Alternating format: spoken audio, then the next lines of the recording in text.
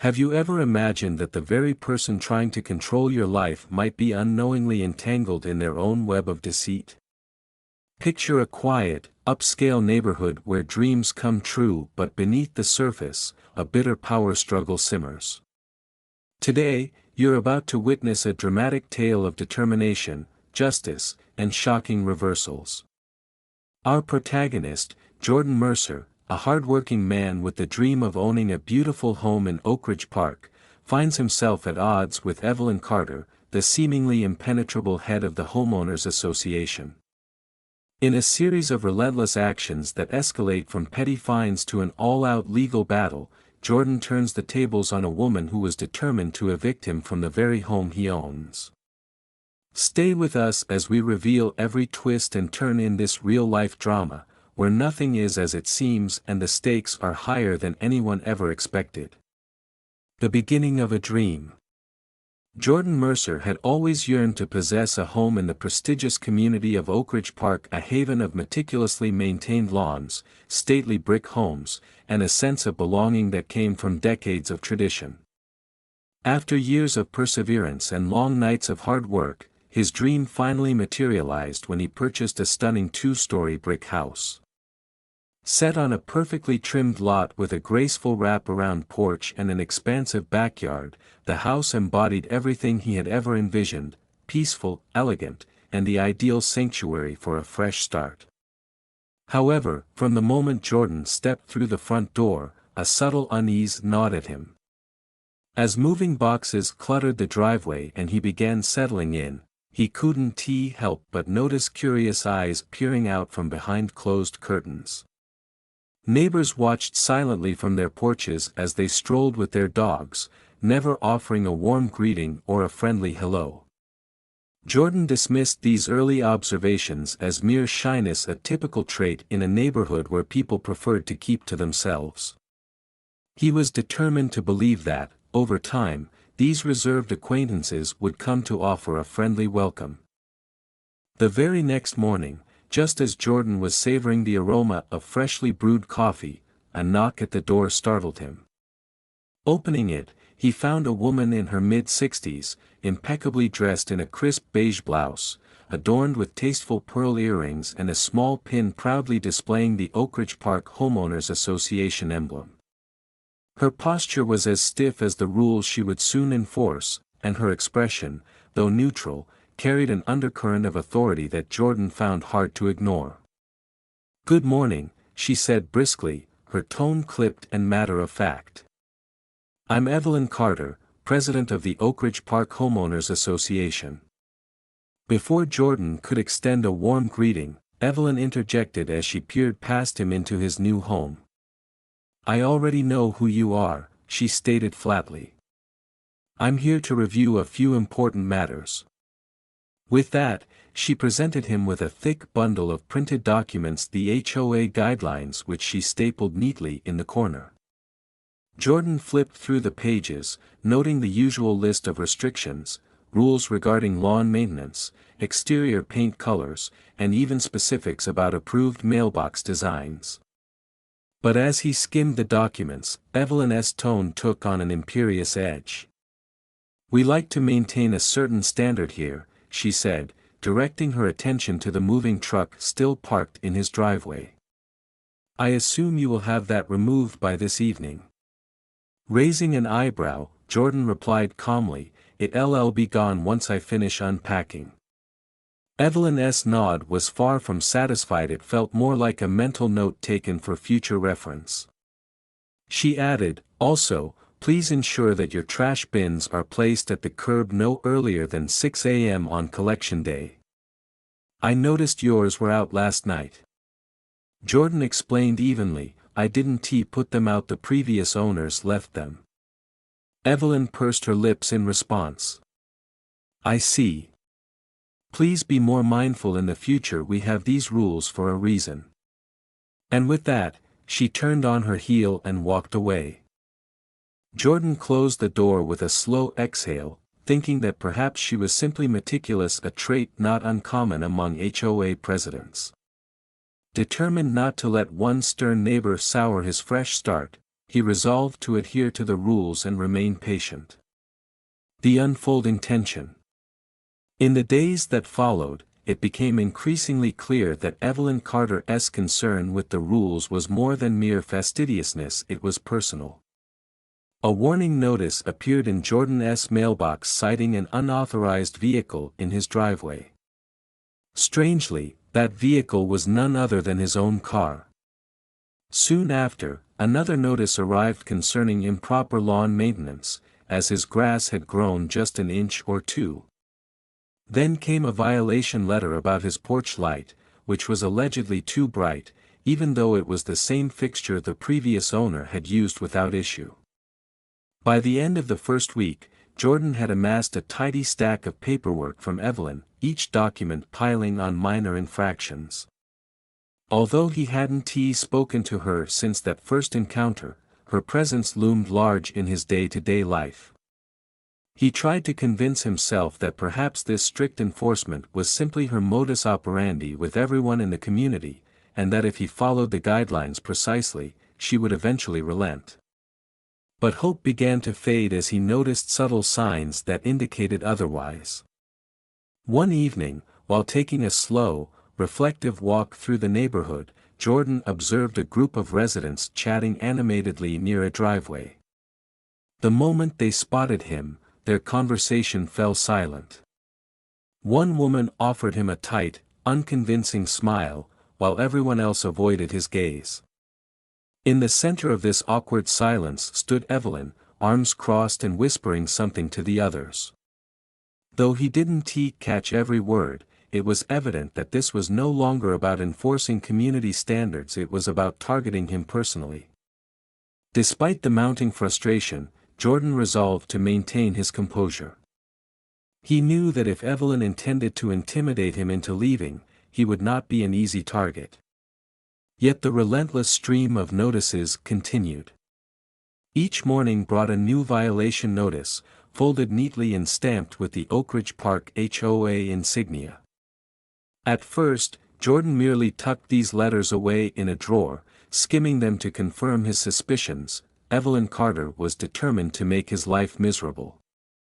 The breaking point came when, after receiving his fifth notice in just 2 weeks, Jordan decided he had had enough.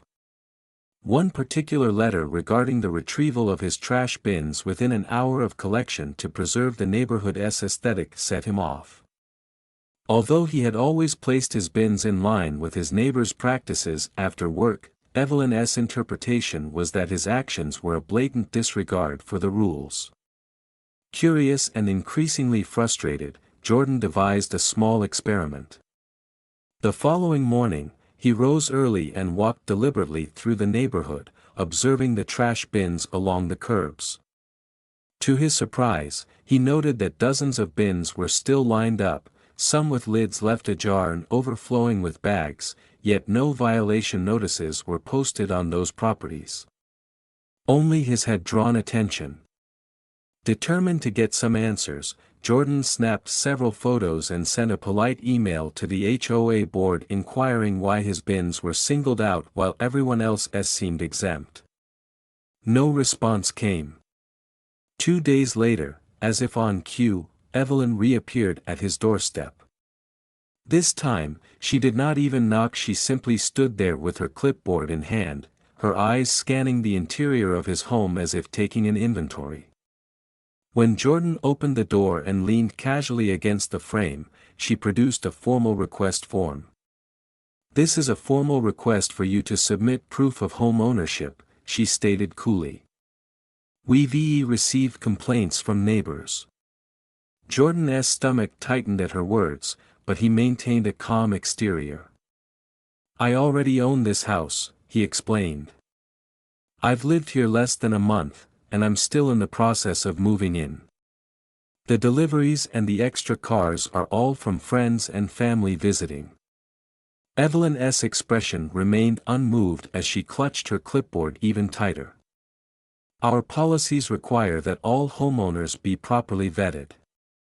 We need to verify your deed," she insisted. Jordan knew exactly what was coming. You can pull the records yourself, they're public information, he said evenly. Evelyn's eyes narrowed briefly before she recovered, forcing her voice to remain as saccharine and sharp as ever. "I'd prefer if you submitted it directly," she replied. In a low, controlled tone, she warned, "If you don't, I'll have no choice but to escalate this matter to the board." Taking a slow breath, Jordan replied with a measured smile, "I'll think about it." Then, before she could press further, he closed the door. That evening, as Jordan sat on his porch sipping a cold beer, he noticed Evelyn again. She was standing at the very end of his driveway, speaking in hushed tones with a man dressed in a crisp polo shirt and khakis. The man, whose notepad he recognized from the HOA website, appeared to be taking notes as Evelyn gestured toward Jordan's house. It was painfully clear, Evelyn was no longer just trying to enforce rules, she was actively searching for any excuse to force him out. The escalation. The following morning, Jordan's frustration deepened when he received an email from the HOA with the subject notice of violation regarding his porch furniture. His modest outdoor seating, 2 wicker chairs and a small glass table had been deemed non-compliant with an obscure guideline about aesthetics. The rule was vague, and yet it seemed to be enforced exclusively against him, as he had noticed similar, if not worse, arrangements on other homes throughout the neighborhood. Unperturbed by the incongruity, Jordan let the notice pass. But the next day, a second email arrived with the subject "Second Notice, Lawn Maintenance Violation." Despite having meticulously trimmed and edged his lawn, a formal complaint was sent stating that his grass was slightly overgrown, accompanied by a warning that fines might soon be imposed if he did not rectify the situation. It became increasingly evident that Evelyn was using every minor infraction as ammunition against him. Realizing that Evelyn's strategy was to drown him in petty complaints until she had amassed enough leverage, Jordan decided to counter her game. That evening, he set out on a deliberate walk throughout Oak Ridge Park. With a notebook in hand, he documented every actual violation he encountered: overgrown yards, broken shutters, faded house numbers, and trash bins left on the curb far longer than allowed. Each observation was supported by clear, time-stamped photographs. The next day, Jordan submitted his own list of formal complaints to the HOA, detailing all the real issues plaguing the neighborhood that Evelyn had conveniently ignored on every other property except his. It was a quiet act of defiance, yet one that spoke volumes about the double standards at play. Less than 24 hours later, Evelyn reappeared at his door, but this time she was not alone. Accompanying her was Gregory Allen, the vice president of the Oak Ridge Park HOA, a distinguished older gentleman with salt and pepper hair who clutched a clipboard as though it were an extension of himself. Evelyn's normally composed expression was noticeably tighter, and her forced politeness barely concealed the irritation simmering beneath. "Mr. Mercer," she greeted him with a strained smile, "we received your list of complaints." Gregory, nodding in acknowledgement, added, "We appreciate your concerns, but please understand that the HOA board determines which issues warrant action. Not every minor infraction requires a formal notice." Jordan's eyes narrowed slightly as he crossed his arms and replied, "Well, if that were the case, then why is it that only I seem to be receiving these notices while similar issues on other properties are blatantly ignored?" Evelyn remained silent for a moment before producing a printed form from her clipboard. "This is your final warning," she announced. "Before fines are imposed, you must replace your porch furniture and ensure your lawn remains within the regulated length at all times." Jordan stared at the document, then slowly looked up at Evelyn. "I'm not an idiot," he said evenly. "I've read the HOA bylaws cover to cover, and nowhere does it state that a homeowner must replace furniture that is perfectly acceptable. Are you seriously enforcing rules that don't even exist?" Evelyn's jaw twitched, her fingers tightening around the clipboard. Gregory shifted uncomfortably, a flicker of doubt passing through his expression. Unable to hide his frustration any longer, Jordan pressed on. "Let me ask you something. If one of my neighbors were in my position, would we be having this conversation at all?" Evelyn's nostrils flared in irritation, and for a moment, the room fell silent as everyone waited for her to answer. After a brief, awkward pause, she simply stated, "If you refuse to comply, the HOA has the authority to take further action." "Then do what you have to do," Jordan replied coolly, closing the door before she could add another word. In that moment it was clear to him that Evelyn's tactics were not about preserving community standards but about making him feel unwanted. The next day, Jordan's mailbox delivered an even thicker envelope, this one from a law firm rather than the HOA. Inside, he found an official complaint filed with the Fulton County Housing Authority. The allegations were flimsy: claims that he had failed to provide proof of home ownership, suspicions that he was illegally renting the property, and a statement that several neighbors had expressed vague concerns about his presence. No names were provided, and no concrete evidence backed up the accusations, only assumptions masked in legal jargon. For a brief moment, Jordan considered ignoring the document. The allegations were baseless, and he knew that the law was on his side. However, he quickly realized that this was not simply an attempt to evict him, it was a calculated effort by Evelyn to exhaust him emotionally and legally, to force him into submission through a barrage of legal headaches. That evening, Jordan made a decisive phone call. "Hey, Chris Donovan," he said when his longtime real estate attorney answered.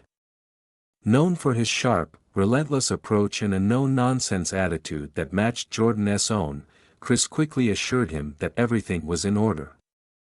By the next morning, Jordan had gathered all the necessary legal documentation and evidence. He wasn't just going to defend himself, he was about to flip the entire situation on its head. The turning point. 3 days later, an emergency board meeting was convened at the Oak Ridge Park Community Center. The room was packed with residents, and tension hung heavy in the air. At the head of a long conference table sat Evelyn Carter, her expression carefully neutral despite the mounting pressure. She was flanked by other board members, some of whom looked visibly uncomfortable, while others busied themselves with their notes.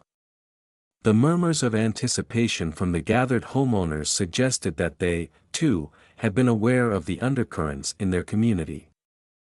Evelyn cleared her throat and began, "We are here to address the ongoing issues regarding Mr. Mercer's residence.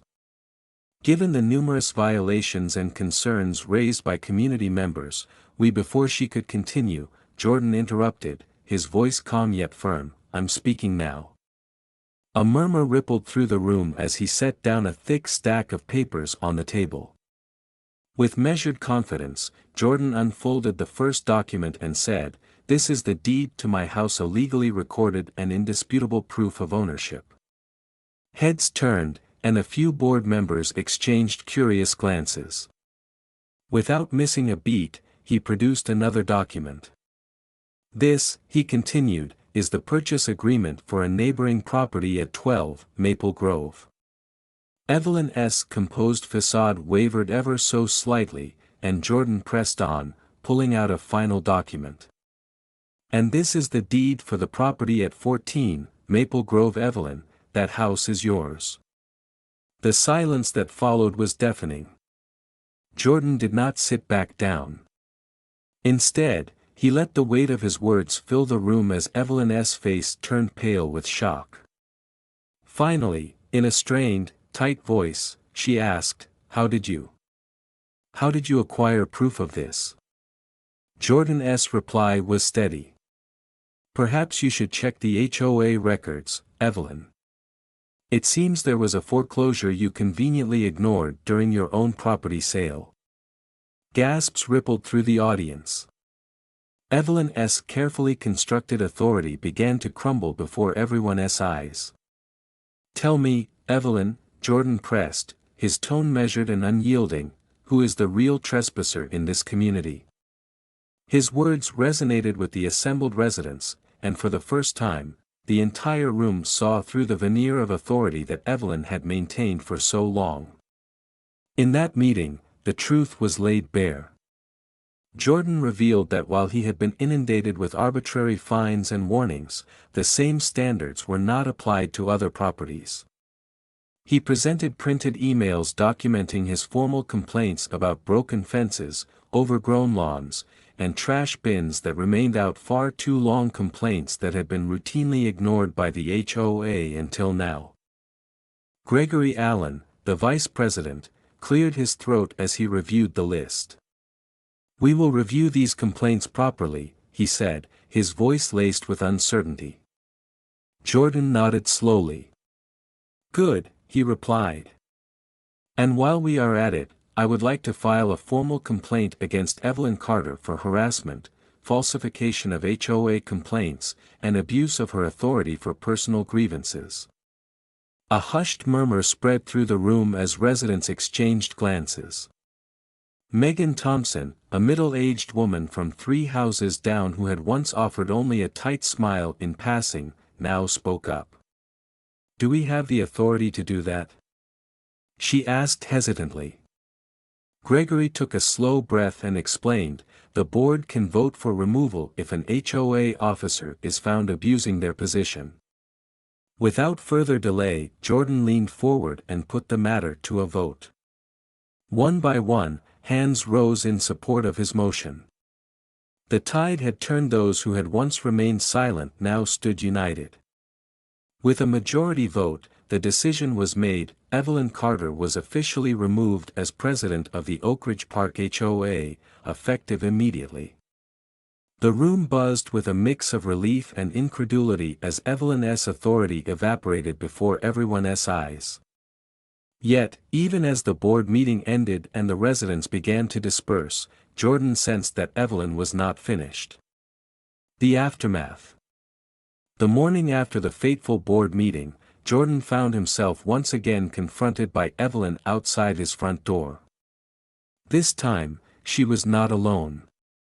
Standing beside her was Samuel Carter, a stern man in his early 70s whose presence exuded both authority and sorrow. Samuel's expression was as rigid as ever, and his eyes held a mixture of disbelief and indignation. "I want to discuss the sale of my home," Evelyn said in a controlled tone that barely concealed her frustration. Jordan, fully aware that Evelyn could not fathom the idea of renting from him, replied simply, "I'm not selling." Evelyn's face tightened, and she snapped, "But you've lived in this house for less than a month. This isn't how things are supposed to be." Samuel interjected, his voice measured yet firm, "We're prepared to offer you a fair price." Jordan leaned casually against his railing and asked, "Define fair." Evelyn huffed, her patience clearly wearing thin. "The same amount you paid at auction," she insisted. Jordan let out a short, disbelieving laugh. "That's not how real estate works," he explained. "You lost your house because of unpaid fees. I legally purchased it. If you want it back, you'll have to buy it at market value." At that, Evelyn's hands balled into fists. "That's outrageous. You're just trying to make a profit off of me." Jordan's expression hardened. "No, Evelyn," he said steadily, "I'm treating you exactly how you treated me." A heavy silence stretched between them as the gravity of the situation settled in. For weeks, Evelyn had weaponized rules and regulations against Jordan, convinced that she held all the power. Now, with the tables turned, she was forced to confront the consequences of her own actions. Samuel sighed deeply, his face etched with resignation as he added, "Given the location, current market conditions, and your outstanding fees, the property is valued at $450,000. Evelyn's face twisted in disbelief. "That's outrageous," she cried. Jordan shrugged and replied coolly, "Then you'll have to find somewhere else to live." At that moment, for the first time, a spark of genuine panic flickered in Evelyn's eyes, a realization that the consequences of her relentless pursuit were now catching up with her. In the days that followed, Evelyn's situation deteriorated rapidly. The unpaid fees and mounting legal troubles forced her into a corner. 1 month later, a for sale sign was placed in front of 14 Maple Grove, the very property that had once been hers. Evelyn had refused to repurchase the house at Jordan's set price, and no bank was willing to extend the necessary loan to cover the deficit. With heavy hearts and defeated expressions, Evelyn and Samuel gathered their belongings in the dead of night and left Oakridge Park for a smaller, less prestigious location across town. The atmosphere in Oakridge Park began to change noticeably in the aftermath of Evelyn's removal. The HOA, now free from her heavy-handed rule, started functioning as it was originally intended, addressing real issues rather than obsessing over trivial matters. While some residents still avoided eye contact, burdened by guilt over their previous silence, others began to break through the walls of indifference that had been built over the years. One day, Megan Thompson, once reticent and reserved, approached Jordan's front porch carrying a plate of cookies. "I know it's late," she said in a soft, almost apologetic tone, "but welcome to the neighborhood." Jordan smiled warmly as he accepted the plate and remarked, "It took you long enough, didn't it?" Megan's sheepish chuckle was met with a genuine smile from Jordan, a sign that the community was finally beginning to heal. The lesson learned. In the end, Jordan Mercer's battle was about much more than enforcing arbitrary rules or clashing with an overbearing authority figure. It was about standing up for oneself, challenging injustice, and refusing to let anyone, no matter how powerful they seemed, dictate where you belonged. Through determination, careful documentation, and a willingness to confront a corrupt system head-on, Jordan not only secured his right to his home but also exposed the deep-seated issues that had long festered within Oakridge Park. For many residents, this ordeal served as a wake-up call. They had silently watched as Evelyn Carter issued violation after violation, often targeting Jordan while overlooking the same issues in other homes. Now, with the truth on full display, they found themselves compelled to re-examine their own roles in perpetuating an unfair system. The board meeting that had once been a battleground of intimidation transformed into a moment of collective empowerment, as homeowners finally reclaimed their voices and demanded accountability. Gregory Allen, whose earlier uncertainty had given way to a newfound resolve, acknowledged the shift in the room by saying, "We must now ensure that rules are applied equally and that every member of this community is treated with respect." His words resonated with the residents, reaffirming their belief in fairness and transparency. As the community slowly began to move forward, Jordan's journey became a powerful reminder of the importance of standing up for what is right even when the odds seem stacked against you. His story was not just about a single battle with an overzealous HOA president. It was a testament to the strength of the human spirit and the resilience that comes from knowing who you are and refusing to let anyone diminish that identity. In the aftermath of his victory, Jordan continued to engage with his neighbors. He helped organize community meetings and worked collaboratively to ensure that the new HOA board addressed issues based on genuine concerns rather than selective enforcement. Over time, Oakridge Park transformed from a place of silent obedience into a vibrant community where residents felt empowered to speak up and support one another. Jordan's experience also led him to reflect on the broader implications of power and control. He realized that rules, when enforced unfairly, become tools for personal vendettas rather than instruments for community harmony. In a heartfelt moment of introspection, he shared with the residents, "True power doesn't come from strict regulations or the fear of punishment. It comes from understanding each other and working together to build a community that thrives on fairness and respect." As the neighborhood embraced this new spirit, even those who had once remained silent began to express their opinions. Formerly reticent residents now shared their own stories of frustration and disappointment with the previous regime. Their voices, once stifled by intimidation, now added depth and diversity to community discussions. Through this process, Oak Ridge Park evolved into a community that celebrated transparency, fairness, and mutual respect. Now, as you reflect on Jordan's remarkable journey in the sweeping changes that transformed an entire neighborhood, ask yourself, in a world where rules can be twisted to serve personal agendas, what will you do when faced with injustice? Will you remain silent, or will you have the courage to stand up and make your voice heard? Thank you for watching this story of defiance, determination, and ultimate triumph. If this tale inspired you or made you think about the power of community, be sure to leave your thoughts in the comments and subscribe for more real-life stories that challenge the status quo. What do you believe is the key to overcoming injustice in your own community?